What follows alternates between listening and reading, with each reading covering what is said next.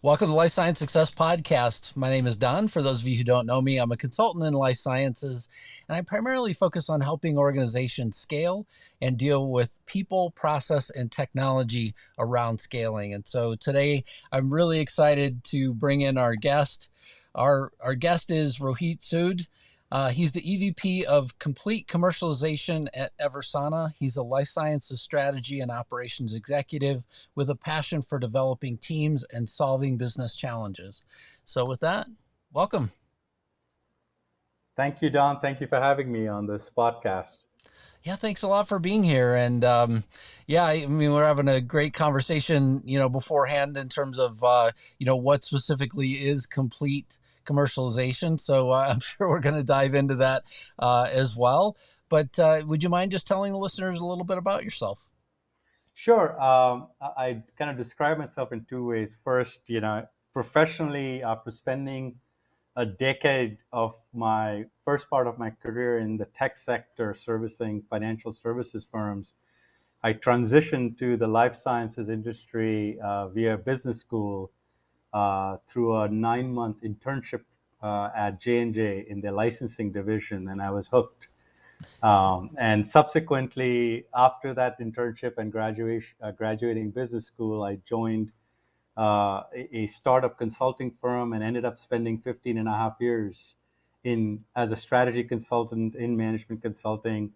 And it was an amazing journey because I got to advise senior management and C-suite in global organizations in very critical topics and a wide range of topics from therapeutic area prioritization, go-to-market strategy, commercial model designs, launch strategy. So it's been an amazing ride. And during that now 20 years in this industry, I've had the privilege of being part of almost 50 brands coming to market, some not coming to market, but just helping them prepare and think through what their strategy to enter the US, European, and in one instance, the Japanese market. So it's been a lot of fun being part of this industry and on the commercialization side.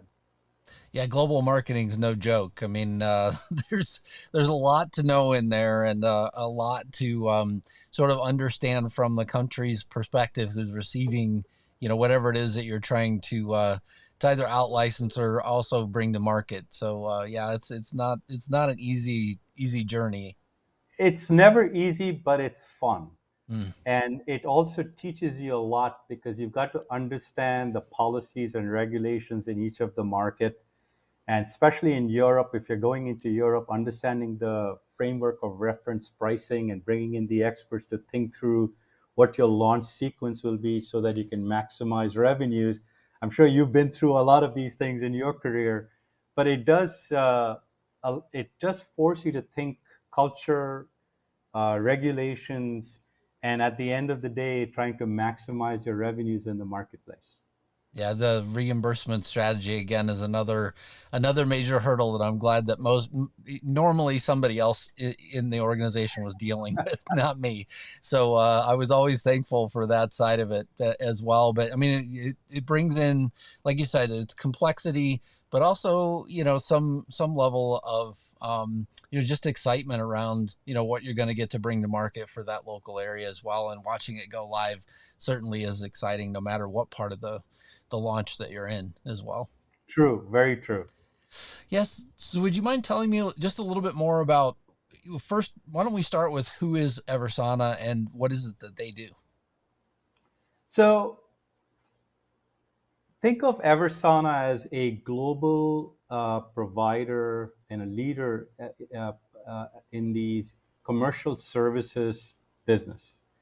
And our heritage is basically based on making sure that the patient experience at the end of the day is a good one, which means many different things. So our CEO, Jim Lang, has put together these incredible businesses under the Eversana umbrella that essentially allow us to maximize an asset's value in the marketplace soup to nuts.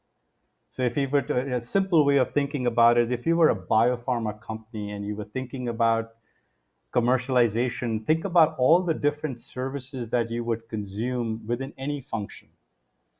All these functions and these capabilities reside within Eversana, whether it's basic strategy development, to communication and marketing, to patient services, to market access, to 3PL, patient services hub, medical affairs, whether it's MIPV, compliance, regulatory, as well as pulling through this in the field through customer engagement from a deployment solutions perspective, whether it's a sales rep, whether it's a national account manager calling on payers in the US or the HTA bodies in Europe, as well as MSLs, right, and other field roles as well. We've got all these capabilities in North America, Europe, and now in Asia Pac, and our clients work with us in different ways to consume our services to kind of maximize the value of their brand. They may work with us at a functional level in the traditional services organization where you have a very specific business question or a business need, whether it's like being an agency AOR, right? You could work with us in that manner. We've got one of the best agencies in the world under the Eversana umbrella called Eversana InTouch. Or you could come to us, and we've got a partner right now, a couple of partners actually, that have said, I want you to just take over my entire medical affairs function, assign a medical director who reports into my business.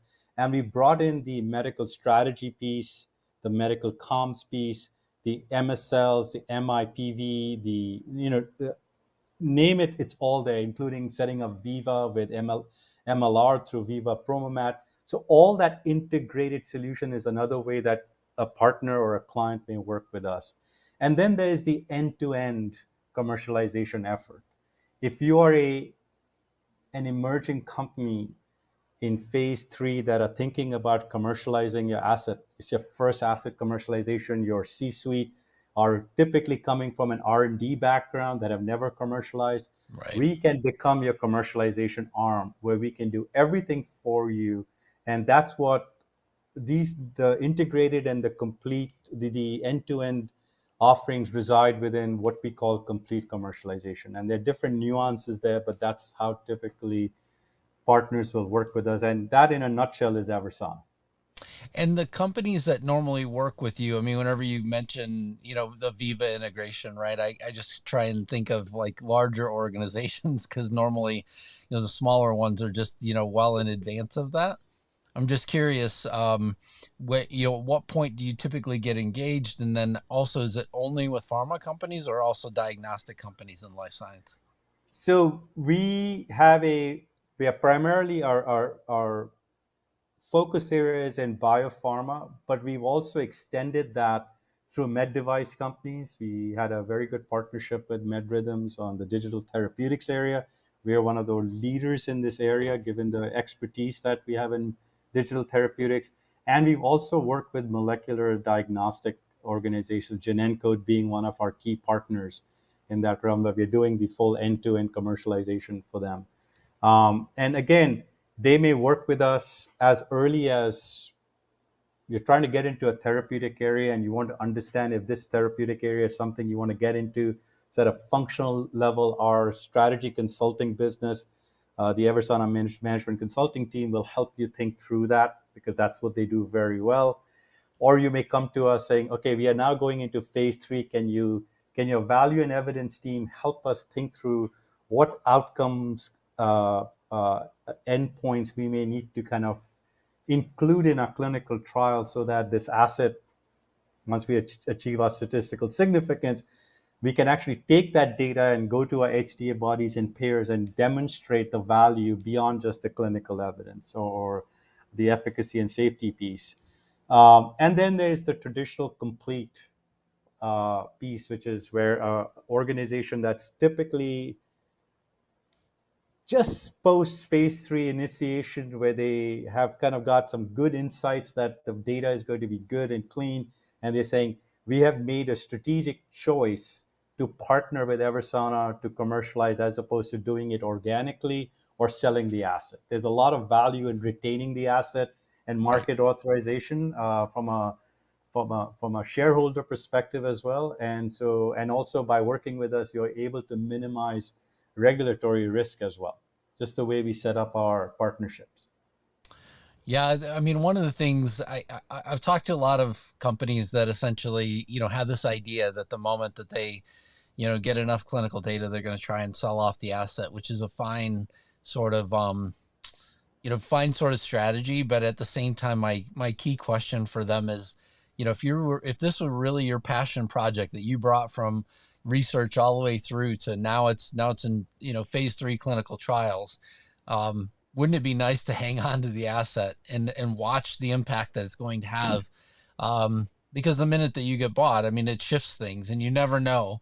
I mean, you could, the minute that you're acquired, the investment can shift. And yeah, so, I mean, this idea of commercializing on your own um, makes a lot of sense to me because, essentially I've seen a lot of people with, great technologies that will never make it to market because they were acquired and something got lost in the secret sauce as they, were moved along. And unfortunately, the company's assets, no longer exist because of those reasons. And look, I think you're on to something here because we experience this on a day-to-day basis as through our engagement with future partners or future clients. And the question we always ask is, why did you get into this business? Right? As you mentioned. And then the second thing is, what's your long-term vision? There are companies that just want to remain R&D, and that's perfectly fine. And they have a different business model.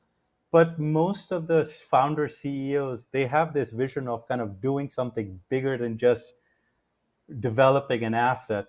And then we start having a conversation around, what is the likelihood of success and what happens to these assets if you sell them off. Obviously, you get a quick influx of cash. Sometimes it's milestone driven, but there is a influx of cash. But specifically in large pharma, you see a lot of portfolio prioritization happening almost on an annual basis, Right. where assets that they may have acquired that were deemed to be commercially viable and probably very profitable may not end up seeing the light of day in the marketplace because something happened and either a leadership change happened or financial situation happened or a competitive landscape shifted. There's a lot that can happen. So there's a incredible value not in kind of retaining the asset and working with an organization like ours, but also the potential value for shareholders in the long run, with one big caveat that you actually get the product approved and the clinical data is set, Right. right? So that risk has to be weighed, and the vision and the aspirations of the founders always plays a big role in it. Yeah. Yeah. And I mean, I'm saying a lot of this too from, just even recent experience. And I know that the one organization that I'm working with, essentially they had this idea that, hey, look, somebody's going to acquire us in a later stage. And through that acquisition, we'll see this thing go to market. And, I sort of expressed to the founders, I said, look, I mean, I've watched this happen several times. And one, it's going to be hard to sell something that essentially you're not showing is market ready anyway. And then on top of it, once you get it sold, there's just a chance that they just might, turn around and say, hey, look, I'm not going to step this forward, right? I'm just going to, it's either too costly, the timeline's too long, it doesn't fit exactly the way that I thought it did, or maybe the timing's just off, and just not, True. yeah. And to just build on that, Don, and the other thing we also look at is your current capitalization and what you have in terms of your financial status. Mm, Because very often, if you think about the R&D organization, the cash flow is a huge challenge. You're taking a big risk. There's rarely money coming in unless you've got some sort of a partnership and development, co-development agreement. So that is always a top of mind topic of conversation.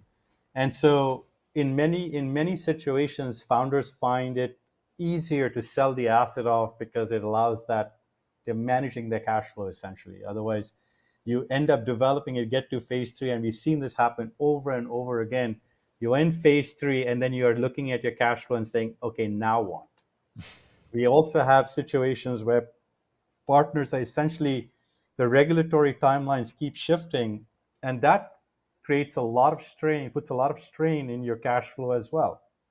And so, helping our clients and partners think through that right in the early stages, and as well as supporting them in raising capital when needed, allows them to take a step back and evaluate what their options are, and then, if it makes sense, work with us.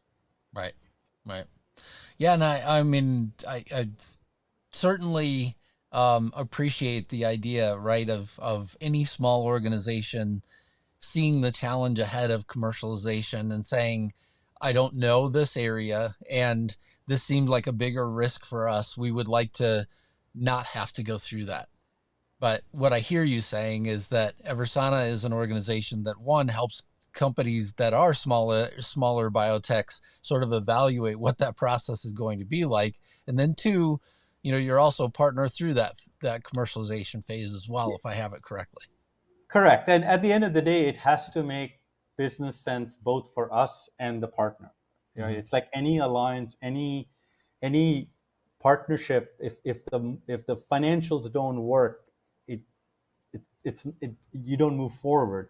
But it's a very transparent conversation between our partners and us about how do we make the financials work. Once we've decided that this works, then how are we going to work together? I mean, we have a very transparent culture internally, and that shows itself in how we engage with our partners as well. And we've had some challenging situations with our partners during the execution, as every execution has, its ups and downs, and we worked through that with them.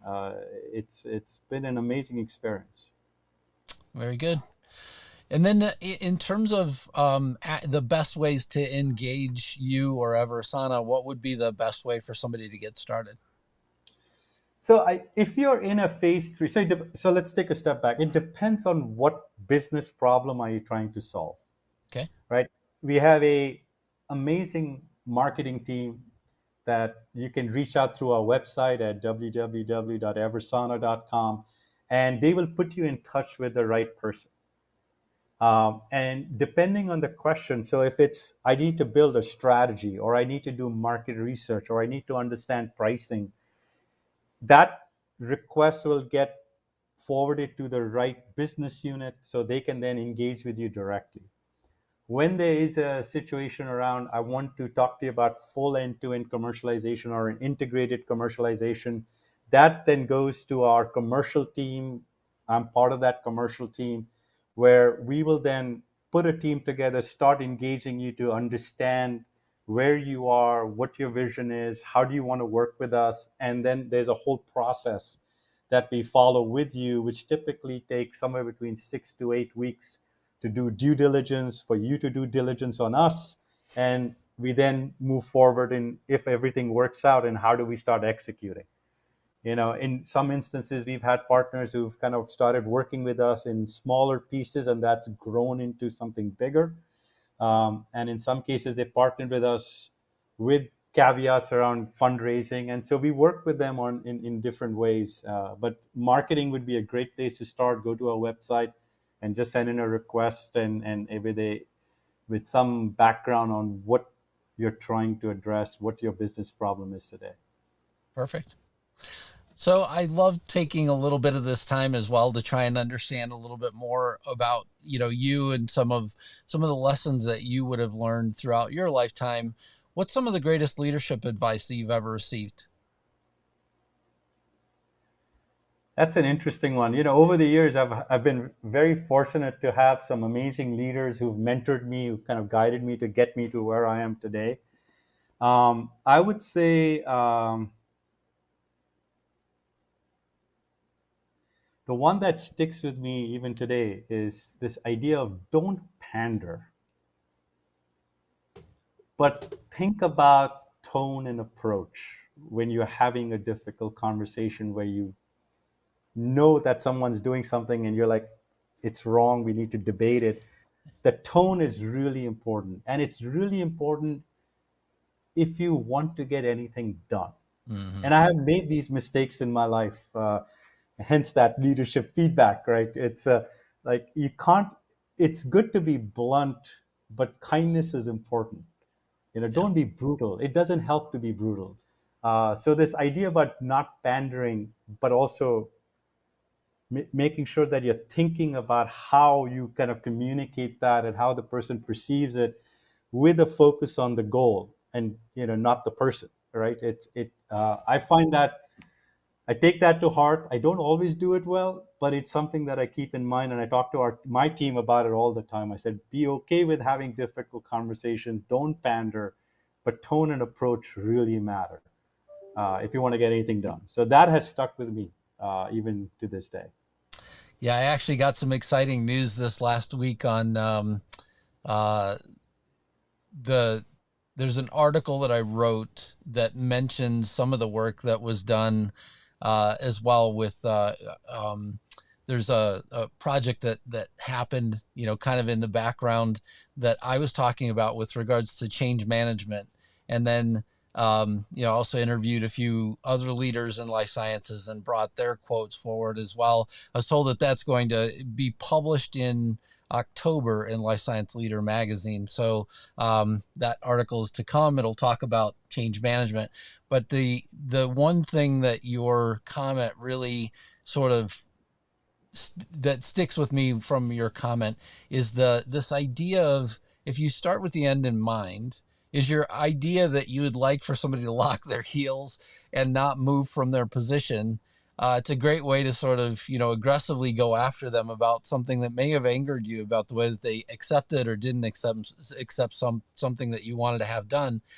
However, if your whole idea is to try and get them to change their mind and change their position, this all starts with the idea that, you want to kind of think about the end in mind, right? What exactly is it that you want to have happen? And if it's, you want an argument, that's not so hard to do. The harder challenge for any of us as leaders is to try and, shape somebody else's thoughts and somebody else's position and try and bring them to closer to where we want them to be. Absolutely. And there's a follow on to that too, which is assume positive intent, Right. right? Especially when someone is messing up. I always, and you've been through this in commercialization, there's so many hiccups that happen. And I always say, like, assume positive intent, because in the absence of clarification or clarity, people are just going to do what they think is the best or the right thing to do, right? And so it gives you an opportunity to either have a discussion as to why they were doing what they were doing, or course correct. In most cases, course correct by saying, here's what I really meant, and it didn't come out the right way, right? So it's all on you as a leader rather than the person doing it. And there are exceptions to that as well. But in general, if you assume positive intent, things work out well. Right. Absolutely. Thank you for sharing that. There are three questions that I like to ask every guest. What inspires you? Good leadership, people who are thoughtful, people who care about their teams. And we have some amazing leaders at EVERSANA, some of the best that I work with. Our CEO, our CRO, I mean, there's some incredible people. And just the way they carry themselves, there's directness, there's accountability, there's empowerment, all these things that you read in books. It's amazing to experience this on a day-to-day basis. All right, and it really does get you up saying, okay, I know it's a rough week, but I work in a really good environment. This is a fun place to come and work at. So that those are the kinds of things. A good leadership will address a lot of the challenges that you might face on a day-to-day basis. Yeah. Yeah, I completely agree. And I mean, especially in today's environment, I mean, it's for a lot of companies, resources are tight. There's a lot of things that are coming at different people at different times. And it's funny because I'm interviewing people right now in terms of scaling organizations, because I'm in the background working on a book as well to try and help other leaders just think about scaling, companies. And I've had a few leaders say, hey, look, we give, very substantial bonuses to our people, and that's how we're retaining our headcount. And I think that's a good short-term solution. I mean, I think a lot of people, though, if you look at money as a true retention factor, you'll find that it's oftentimes talked about as a short-term win, but long-term, your memory of that and the impact that it's having and things like that sort of fades, and off you go, right? And to me, a lot of people stick around for a very good leader, though, on the other side. What's that famous Maya Angelou quote, right? That people don't remember for what you did to them. I may be paraphrasing here, but how you made them feel. And Mm-hmm. I think good leadership, even when you're having a difficult conversation, it's about the person and trying to make that person better. Um, and also giving in that attaboy when someone is doing a great job, and then empowering them to do what you hired them to do. I've had leaders that wanted to micromanage everything, right? Right. And until I got the courage to have a conversation like something is off, like, I'm not a 22-year-old, right? And then they back off because you were able to kind of that, be able to have that conversation. But if you hire really good people, you just get out of the way, give them the boundaries, and just let them do what they do. That's a Yeah. big philosophy of ours in our team. Just hire really good people who, make your life easier, make you look good, and just let them do what you hired them to do. Right. And when things break, we get together and we fix it. I used to always tell my team that my job as a leader is to help in creating the runway. Your job is to figure out how to make it Like, fly. there you go. Perfect. Yeah. So yeah, I've been a part of that side of the conversation. What concerns you? I think you hit on a point around the current market environment and with the challenges and resources. I continue to struggle with teams that have, or organizations that have a very short term focus. Mm. And unfortunately, that is a reality of the environment we are in. It's about financial numbers, it's about quarter by quarter, it's about focusing on these short term decisions that lead to really unthoughtful decisions. And it makes and adding to that is also where organizations don't explain the why we're doing it. That's something I would say our leadership does very well, is around like, here's where we are, here's what the challenges we are focusing, these are internal challenges, these are market challenges, here's what we are doing to address it, and that's why these decisions are being made. It allows people to take a step back and say, okay, I understand why the decisions are being made. I may not like it, and that's okay, but at least you understand. And then you decide whether you want to kind of continue or not continue. And I think that short term thinking always concerns me. It's always the top of mind. Is like, you've got to balance the short term to long term, which is easier said than done.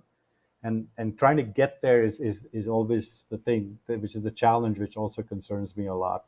um, I also get very concerned when I see, and I've seen this with our clients who start drinking their own Kool-Aid, Oh, sure. and stop listening to the advisors they've hired, who are basing their advice with the best intentions based on market research.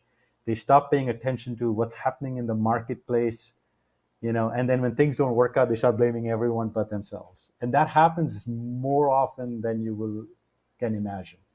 And that really concerns me. That's why our approach is always, when we start working with partners, we want to clarify how they want to work with us, how we want to work with them, what are the governance structures that we need to put in place, how are decisions going to be made, how decisions or indecision gets escalated, and what is the triage mechanism. And that allows us to, in that initial phase of the relationship, it's almost like a marriage, right? If you start on the right foot, there's a chance that you will be staying married a lot longer. So it's kind of that mindset, right? Like, let's talk about these things, and we will have hiccups along the way, but if you have that positive intent and you've talked through this, usually you come up with arrive at a pretty good resolution. Yeah, that whole short-term thinking thing I saw play out in almost slow motion during COVID. So, and I drew a diagram and I posted it on LinkedIn. This is a while back, but essentially it had, almost like a Y-shaped diagram with a bisecting line in the middle. And I said, look, companies coming into COVID are having to make decisions. Either you're deciding to shrink, so you're on the lower portion of the Y. You're trying to hang on and do everything to keep everything stable in a very unstable environment, which is not easy. Or the third set of companies, and I frankly got to work with some of the best around this, was just decided they were going to grow into it. And they sort of took that time whenever all of us were going home to kind of restructure a lot of thinking around how are they going to approach things and how are they going to pull things, in a different direction. And then as we all started working again, in the midst of COVID, all of a sudden you just saw this acceleration of ideas coming, and a lot of work got done while we were all, still working remotely. And I just really appreciated those leaders much more than the ones that were either trying to hold things stable or the ones that said, hey, look, we're going to go cut, 40% of our staff because, we don't know what's going to happen in this thing. And whenever it settles down, then we'll figure out how to hire again. Those people, then coming back out, we're trying to figure out, well, how do we go hire again? Because now, everything's still a mess. We're all still remote. So it was interesting to watch that dynamic happen as well with those different organizations. So I joined EVERSANA right in the thick of things in COVID in 2021 January. And I would say it was quite the pleasure to see how our leadership with Jim, had set things up where we would have these weekly check-ins from him, a CEO round, like a CEO 15 minutes on how the business is doing, how are we doing. All the leaders next layer down were kind of connecting with their businesses and their team members. And it was actually, that was a real long-term thinking with a really dire short-term problem. Right. And I remember my entire team, even today, I think with one exception, I hired during COVID.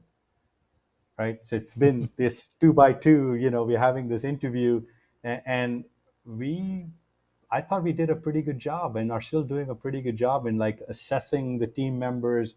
We never forced it. We kept thinking about who's the right profile, who fits here. Everyone looks good on paper by the time they get to us. But we started focusing on the right things. And I feel like we've now building on that now that we are now getting back to the office slowly and seeing people. Well, we've been doing this for a year at least, but now more frequently seeing people. That long-term thinking does help. Yeah. Right. It kind of stabilized the organization in a really, really difficult time. Absolutely. Last question. What excites you? Oh, two things: traveling and food. I I'm love with you my on wife. food and especially experiencing it in different places. Yes, for sure. My wife and I travel quite a bit, and my goal is usually to go to one new country a year.